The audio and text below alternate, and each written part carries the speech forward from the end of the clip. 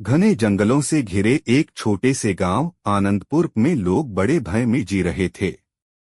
कई दिनों से गांव के ऊपर एक अजीब सा साया मंडरा रहा था। रात होते ही आसमान में काले बादल छा जाते, तेज आंधी चलती और मंदिर की घंटियां अपने आप बजने लगती। गांव के बुजुर्ग कहते, यह कोई साधारण बात नहीं, अवश्य कोई मायावी शक्ति गांव को डराने आई है। गांव के बीचों बीच एक प्राचीन मंदिर था, जहां हनुमान जी की विशाल मूर्ति विराजमान थी। हर मंगलवार और शनिवार को वहां भजन कीर्तन होता था। एक छोटा सा बालक, जिसका नाम माधव था, रोज मंदिर में आकर दीपक जलाता और पूरे मन से प्रार्थना करता। बजरंगबली, आप तो संकट मोचन हैं, हमारे गांव की रक्षा कीजिए। रहस्यमयी रात। एक रात जब पूरा गांव सो रहा था, अचानक मंदिर के पीछे से चमकती हुई रोशनी दिखाई दी। माधव उस समय भी मंदिर में बैठा जप कर रहा था, जय श्री राम, जय हनुमान। अचानक मूर्ति से हल्की सी आभा निकलने लगी। माधव की आंखें आश्चर्य से फैल गईं। मंदिर में सुगंधित हवा बहने लगी और घंटियां मधुर स्वर में बस उठीं। तभी एक दिव्य स्वर गूंजा, डर मत बालक, मैं तुम्हारी भक्ति से प्रसन्न हूँ। माधव ने देखा, मूर्ति से स्वयं हनुमान जी प्रकट हो रहे हैं।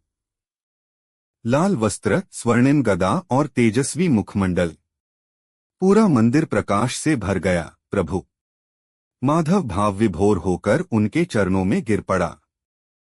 हनुमान जी ने स्नेह से उसके सिर पर हाथ रखा। तुम्हारे गांव पर एक मायावी राक्षस कालकेतु का साया है।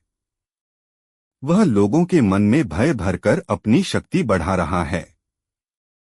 परंतु चिंता मत करो, जहां राम का नाम है वहां कोई दुष्ट टिक नहीं सकता। कालकेतु का प्रकोप। अगली रात कालकेतु ने अपना रूप दिखाया। वह काले धुएं जैसा विशाल राक्षस था, जिसकी आंखें अंगारों की तरह जल रही थीं।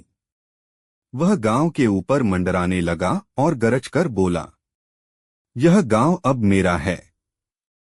जो भी राम का नाम लेगा उसे मैं नष्ट कर दूंगा। गांव वाले भय से कांप उठे। लेकिन माधव मंदिर की सीढ़ियों पर खड़ा होकर जोर से बोला, जय श्री राम, जय बजरंगबली। इतना सुनते ही आकाश में बिजली चमकी। अचानक हवा का वेग बढ़ा और एक विशाल वानर रूप प्रकट हुआ। वह थे पवनपुत्र हनुमान। उनकी गर्जना से पूरा आकाश गूंज उठा। दुष्ट कालकेतु, भक्तों को डराने का साहस कैसे हुआ? कालकेतु ने व्यंग्य से हंसते हुए कहा, मैं अंधकार हूं और अंधकार को कोई नहीं हरा सकता। हनुमान जी मुस्कुराए। जहां राम का प्रकाश है वहां अंधकार टिक नहीं सकता। दिव्य युद्ध। इसके बाद शुरू हुआ एक अद्भुत युद्ध। कालकेतु ने काले धुएं की आंधी चलाई। पेड़ हिलने लगे, घरों की छतें उड़ने लगीं। हनुमान जी ने अपनी गदा उठाई और एक ही प्रहार में उस आंधी को चीर दिया। उन्होंने अपनी पूंछ से अग्नि की लपटें उत्पन्न की, जो आकाश में घूमकर कालकेतु को घेरने लगीं।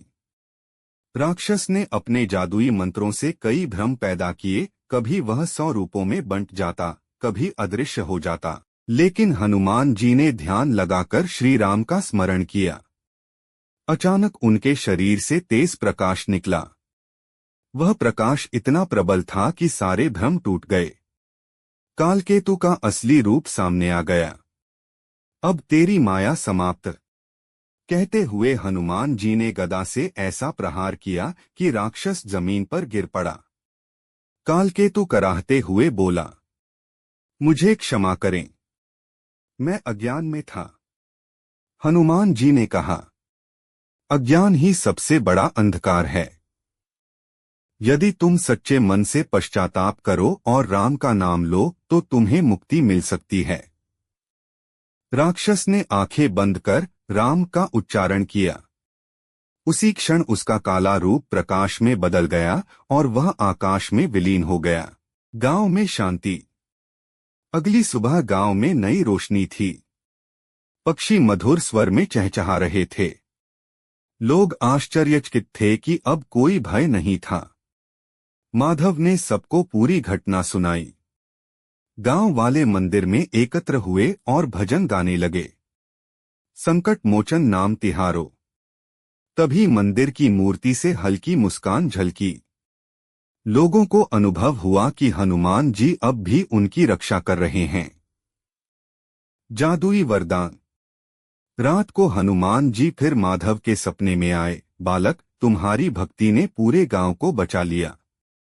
याद रखना, सच्ची शक्ति बाहुबल में नहीं, श्रद्धा में होती है। उन्होंने माधव को एक छोटा सा दिव्य ताबीज दिया। जब भी कोई संकट आए, बस राम नाम का स्मरण करना। माधव ने वह ताबीज संभाल कर रखा और जीवन भर लोगों की सहायता करता रहा। संदेश। इस जादुई घटना के बाद आनंदपुर गांव में कभी कोई संकट नहीं आया। हर साल उस दिन को भक्ति दिवस के रूप में मनाया जाने लगा। लोगों ने सीखा, भय कितना भी बड़ा हो, भक्ति उससे बड़ी होती है। अंधकार कितना भी घना हो, एक दीपक उसे मिटा सकता है। और जहां हनुमान जी का आशीर्वाद हो, वहां कोई दुष्ट शक्ति टिक नहीं सकती।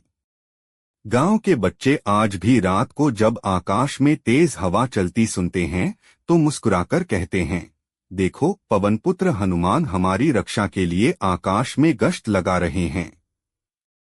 और मंदिर की घंटियां मधुर स्वर में बज उठती हैं। जय श्री राम, जय हनुमान।